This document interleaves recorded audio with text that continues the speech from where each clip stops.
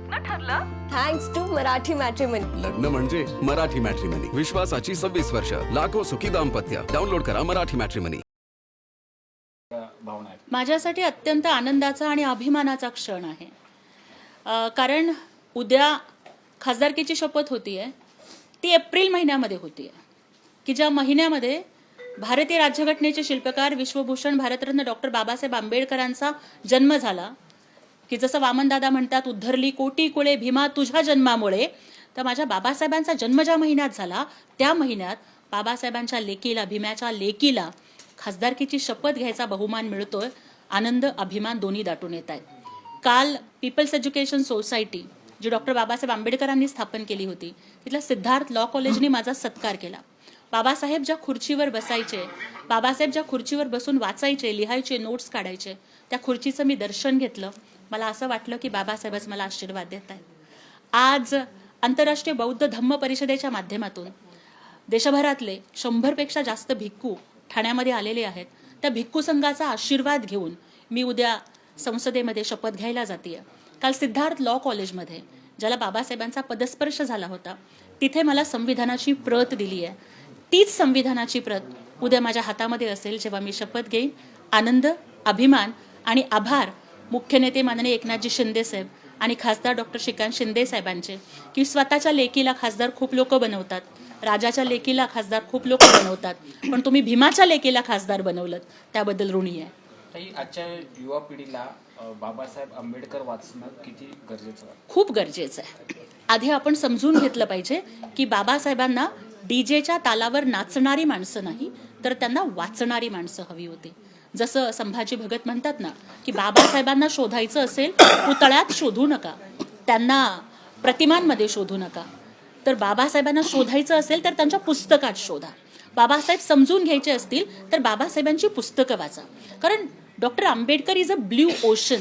He is not for only one caste, one creed or one some particular people. Babasaheb हे जगाचे आहेत. बाबासाहेब हे भारताचे आहेत. Babasaheb he is the architect of modern India. बाबासाहेबांनी बँकिंगच्या क्षेत्रामधलं जे योगदान आहे, आर्थिक विचारांचं त्यांचं जे योगदान आहे, इतिहास लेखनाच्या क्षेत्रातलं त्यांचं योगदान, किंवा अनेक गोष्टी, महिलांना अधिकार देणं असेल, कामगार क्षेत्रामधलं त्यांचं काम, याचा अभ्यास केला पाहिजे. आणि बाबासाहेबांचं अष्टपैलू सर्वव्यापी व्यक्तिमत्व समजून घेण्यासाठी युवा पिढीनं बाबासाहेबांची पुस्तकं वाचा. जयंतीमध्ये पण करा, एप्रिल महिन्यामध्ये एक तरी पुस्तक वाचेल. ताई, आपण जर बघितलं बारामतीची पोटनिवडणूक होणार आहेत आणि मुख्यमंत्र्यांनी जसं सर्व पक्षांना आवाहन केलं की सर्व पक्षांनी पाठिंबा दिला पाहिजे. सुनेत्रा पवार यांनी देखील उद्धव ठाकरेंशी चर्चा केलीत. मात्र संजय राऊत म्हणतात की अजूनपर्यंत उद्धव ठाकरेंनी सुनेत्रा पवारांना पाठिंबा दिला नाहीये आणि काँग्रेसच्या वतीने देखील त्या ठिकाणी उमेदवार देणार आहेत असं देखील म्हटलं जातं. हे बघा, ज्यावेळेला दुःखाचा प्रसंग घडतो ना, त्यावेळेला पक्ष, राजकारण, सगळ्या गोष्टी विसरून माणुसकी आणि माणूस म्हणून एकत्र यावं लागतं.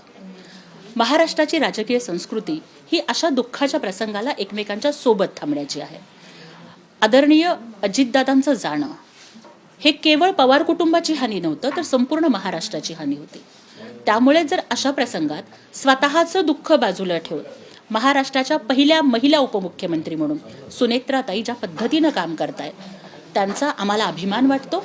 आणि शिवसेना आणि आदरणीय एकनाथजी शिंदे साहेब तर आपल्या या लाडक्या बहिणीच्या सोबत आहेतच, पण मला या सगळ्या राजकीय पक्षांना आवाहन करायचंय की अशा दुःखाच्या प्रसंगी सुद्धा जर तुम्हाला राजकारण सुचत असेल आणि तुम्ही जर अजून सुद्धा सुनेत्राताई ज्या आपल्या पतिनिधनानंतर सुद्धा देशसेवा, समाजसेवा आणि महाराष्ट्राची सेवा करण्यासाठी पुढे येतात, त्यांना पाठिंबा देण्यासाठी जर तुम्हाला एवढा वेळ लागत असेल, तर तुमच्या संकुचित बुद्धीची आणि कोत्या मनाची कीव येते मला. सामाजिक कार्यकर्ता अंजनी दमाने यांनी अनेक लोकांची सीडीआर काढलेली आहे. त्यामुळे राज्याचे उपमुख्यमंत्री एकनाथ शिंदे यांचेही त्यांनी सीडीआर काढले, ज्यामध्ये 17 कॉल जे आहेत त्यांनी भोंदू बाबा खरा त्यांना केला. त्यामुळे अनेक या ठिकाणी प्रश्न उपस्थित होते. नेमकं अंजली दमाने यांना सीडीआर देणारा तो व्यक्ती कोण आहे याची चौकशी अशी मागणी होत आहे. तुमची काय भूमिका आहे त्यासंदर्भात? नक्कीच हाच प्रश्न धरून त्यांनी असं देखील म्हटलं की उपमुख्यमंत्री एकनाथ शिंदे यांच्यासोबत 17 वेळा कॉल झालेत, त्यामध्ये व्हॉट्सअप कॉल देखील आहे. हे बघा, सगळ्यात आधी तर त्यांच्याकडचा जो डेटा आहे तो ऑथेंटिक आहे का नाही हे पहिल्यांदा तपासला गेला पाहिजे. जे आम्ही माध्यमांच्या मधून बातम्या बघितल्या तिथं कुठेतरी हातानं लिहिलेले ते नंबर आणि आकडे वगैरे आहेत. तर मला वाटतं की मग एवढा कॉन्फिडेन्शियल डेटा हा अंजली दमानी यांच्याकडे येतो कुठून याची चौकशी झाली पाहिजे. आणि हा पुरवठा अधिकारी कोण आहे आणि त्या कुठल्या हेतून हे आरोप करतायत हे तपासून बघितलं पाहिजे. आणि आम्हाला एकच माहिती हो की आदरणीय एकनाथजी शिंदे साहेबांना एका शाखा प्रमुखानं जरी फोन केला किंवा कुठल्या लाडक्या बहिणीनं जरी फोन केला ते प्रत्येकाचे फोन उचलतात, ते प्रत्येकाशी संवाद साधतात. त्याच्यामुळं एक महिला म्हणून म्हणजे आपण बघताय की आदरणीय एकनाथजी शिंदे साहेबांनी लाडक्या बहिणींना कशी संधी दिली आहे. ठाण्याच्या महापौरपदी सुद्धा महिला आहेत.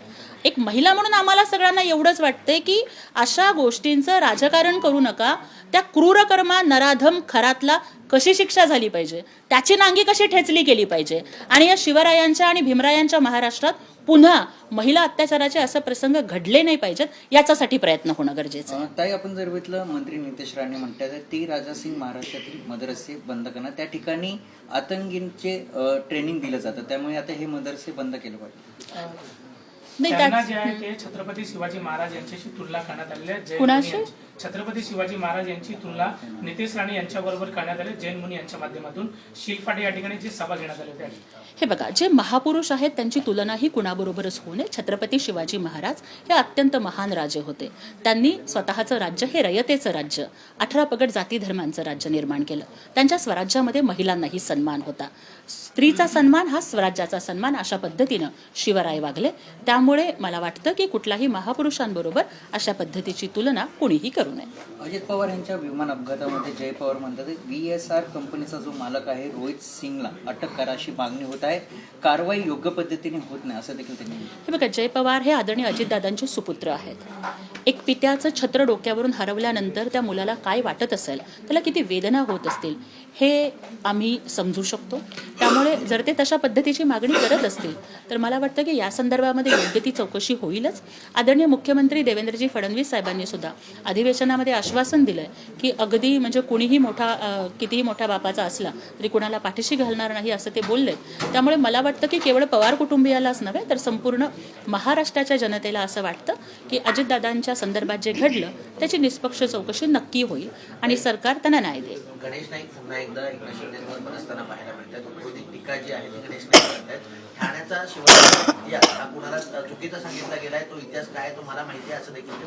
हे बघा, गणेश नाईकांच्या सारखं व्यक्तिमत्व ज्यांचा स्वतःचा इतिहास हा किती वादग्रस्त आहे हे ठाण्याला आणि संपूर्ण महाराष्ट्राला माहिती आहे. त्यामुळे ज्यांचा स्वतःचा इतिहास वादग्रस्त आहे त्यांनी दुसऱ्याच्या वर्तमानावर बोलायला गेलं तर मग भविष्य किती खराब होतं हे जनता तुम्हाला दाखवून देईल. त्यामुळे गणेश नाईकांच्यासाठी सध्या तरी फक्त एवढंच की जो खुद शीशे के घर में रहते हैं ना वो दूसरों पे पत्थर फेका नहीं करते. Thanks to Marathi matrimony. लग्न म्हणजे मराठी मॅट्रिमनी. विश्वासाची 26 वर्ष. लाखो सुखी दाम्पत्य. डाउनलोड करा मराठी मॅट्रिमनी.